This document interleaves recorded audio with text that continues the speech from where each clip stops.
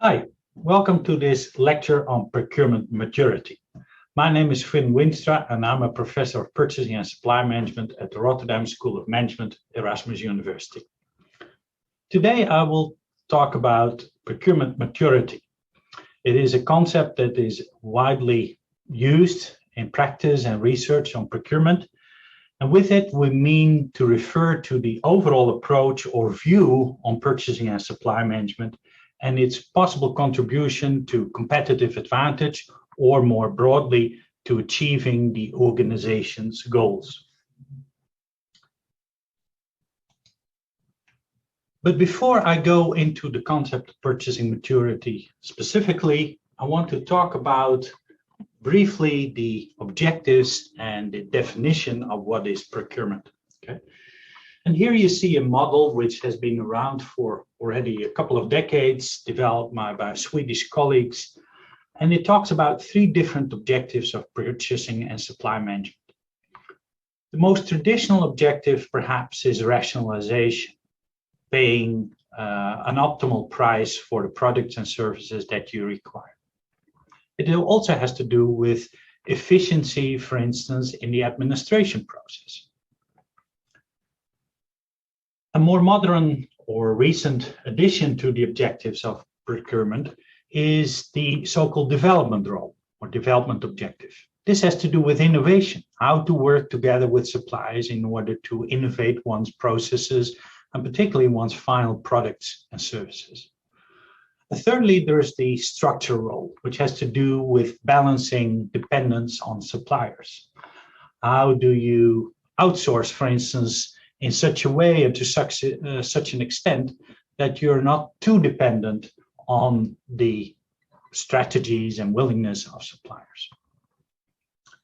An effective procurement or purchasing and supply management basically involve trade-offs between these different objectives. And for some organizations and for some situations and some categories, some of these objectives are more dominant than others. But increasingly, you will see at many organizations that procurement decisions are balancing between these three types of objectives. That brings us to a consideration of the different definitions of purchasing and supply management over time. Okay. I already in the previous slide illustrated a little bit that perhaps in the past the focus was very much on rationalization. And here you see a sort of similar historical development over time since the 1960s, 70s, when the field actually became established in academia, if you like, and as a management field per se. And the first definition coming from Webster and Wind, originally from the marketing discipline, focuses very much on the formal decision-making process by which organizations establish the need and actually fulfill that need, and by working with different suppliers and different brands.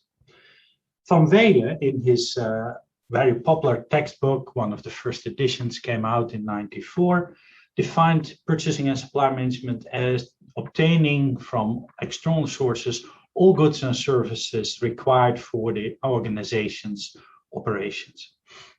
And he made a distinction between so-called indirect and direct procurement. Direct procurement being those products and services that go into the final offerings to customers, and other products and services, indirect procurement, that are kind of consumed within the organization. In the early 2000s, my colleague Björn Axelsson and Frank Rosemeyer and myself defined procurement as managing the external resources of the firm, aimed at acquiring inputs. And with that, we wanted to emphasize the fact that most of the more strategic activities within purchasing and supply management or procurement are geared towards the more long-term objectives of the organization, such as, for instance, ensuring that there are sufficient number and quality of suppliers around. So formally, we typically define now procurement as a kind of plan, do, check, act cycle. We call it here design, initiation, control, and evaluation of activities within and between organizations, aimed at securing inputs from suppliers at the most favorable conditions.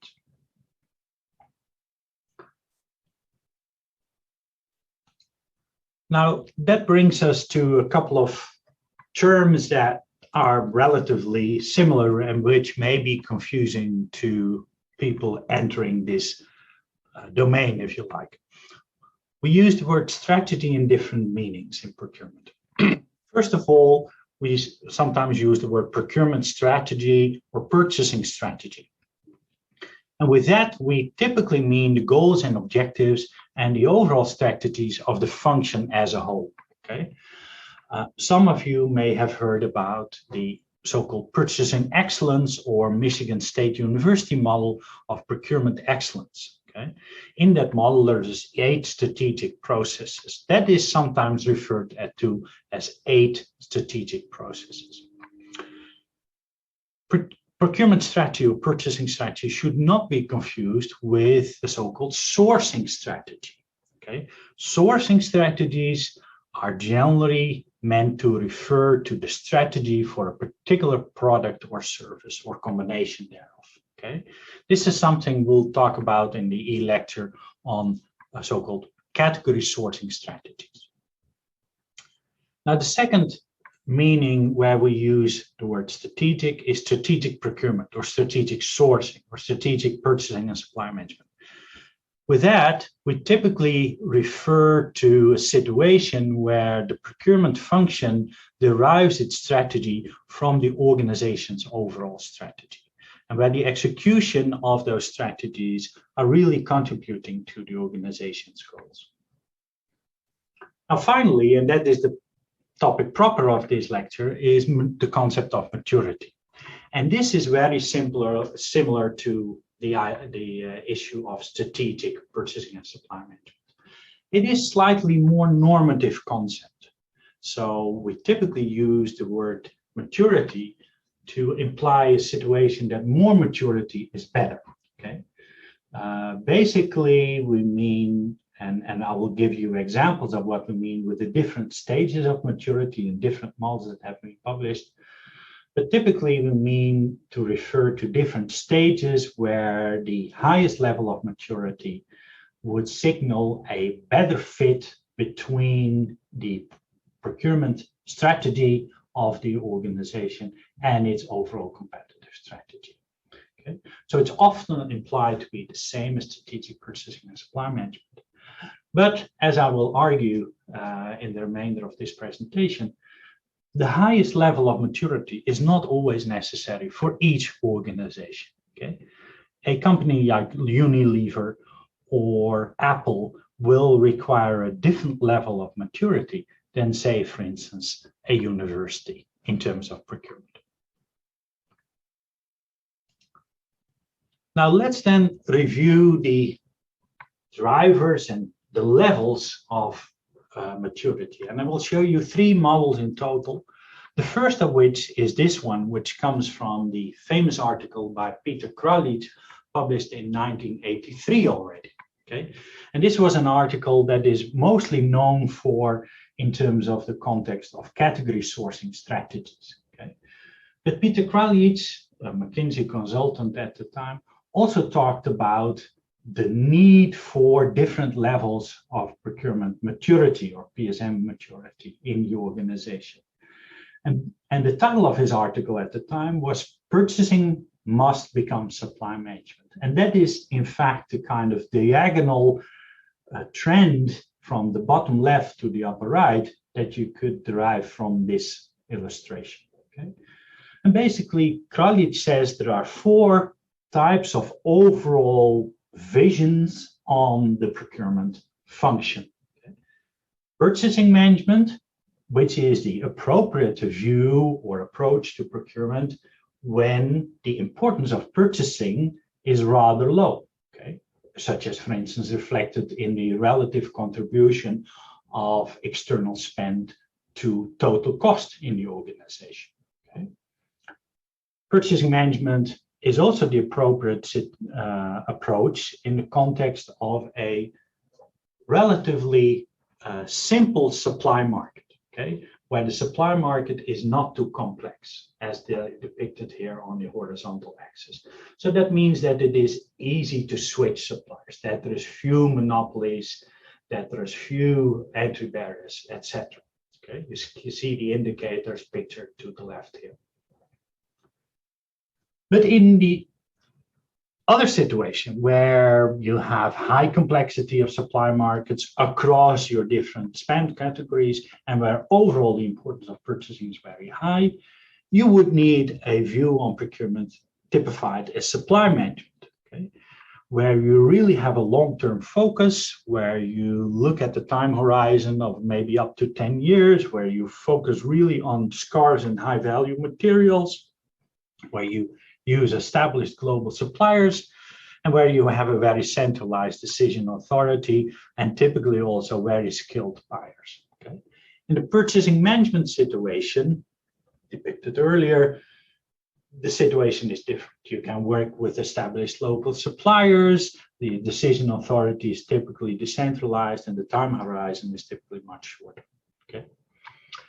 Now, the interesting thing is that the off-diagonal or the other diagonal situations are not mirror images. Okay, in the situation where you have high importance of purchasing but low complexity of supply markets, you have a different approach to procurement in general than in a situation where you have high complexity of supply markets and low importance of purchasing. Okay, the bottom right, sourcing management. You can read the designated approaches for yourself, but this figure as a whole kind of implies that different organizations have different needs for a so-called level of purchasing maturity or a different need for a global approach to purchasing and supply management. Now, this idea already brought forward by Kraljic in 1983 in his HBR article, as mentioned here, and the reference is at the end of the presentation, was later on picked up in more detail by other McKinsey consultants, such as Mark Keogh. And Mark Keogh actually developed a model slightly based on Kraljic's earlier model of 10 years before, where he suggested that there's not 4 phases, but 5 phases. And the interesting thing which happens in this model is that he's putting a temporal dimension to it, okay? Whereas Kraljic in his previous model depicted these 4 situations as, I would say, contingency situations. Keogh is suggesting that over time, organizations should grow their maturity, or most organizations would like to grow their maturity. Okay? He also labels the different phases differently. Okay? He starts out at the far left with an approach called serve the factory. And this is an idea that procurement is particularly focused on getting the products and services into the organization at the right moment, at the right location, and in the right amount. Okay. In the next phase of development, most procurement organizations, according to this model, would focus on lowest unit cost. Okay. So that means that there is more tendering process going on, comparing prices of different suppliers, etc.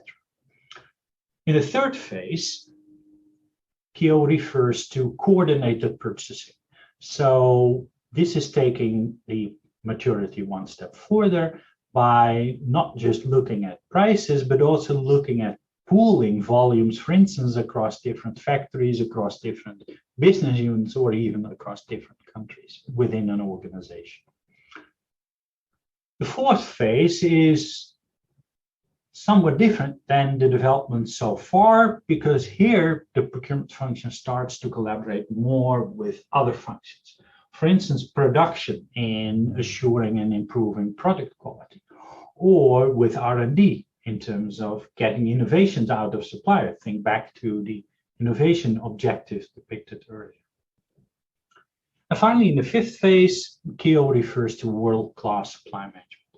So here we're going to take our development efforts also more externally. We're not just selecting suppliers, but we're developing suppliers, okay?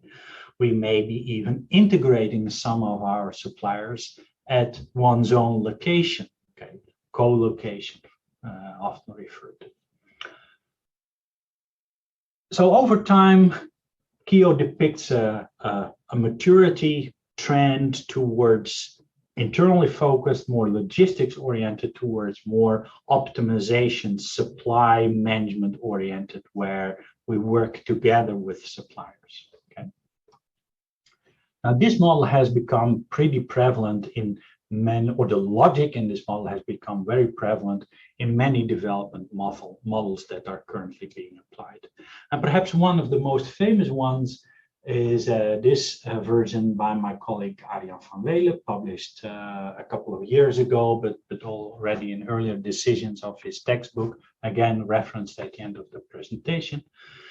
And basically what happens in this model is two things. One, Arjan van Weele makes a more explicit distinction between this internal development of the purchasing department or purchasing function versus the more cross-functional development. And the second aspect which is changing is that he's adding a sixth phase. Okay. And if you compare it in more detail with the model of Keogh, you can see that what they've done now is split up the world-class supply management phase into two distinct phases called external integration and value chain integration. And basically, that means that in working with suppliers, you can work with your first-tier suppliers, but you could also work with their suppliers and the suppliers of those suppliers. And this is what Van Weele refers to as value chain integration. Okay. But otherwise, the focus of this model is very similar to Keogh's model. Okay.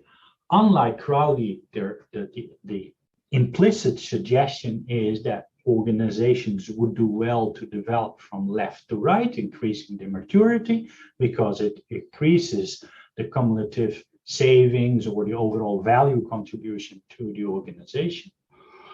And that they do that in a sequence of steps.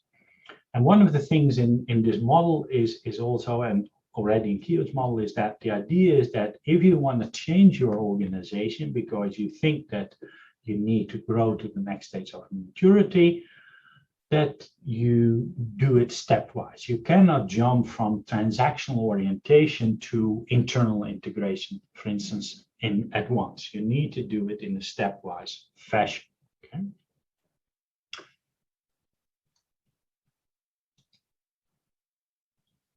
And in this model, there is also implicit a number of drivers, like Kraljic already mentioned in his model more explicitly. He distinguishes two drivers, and the importance of purchasing on the vertical axis and the supply market complexity across different product categories on the horizontal axis.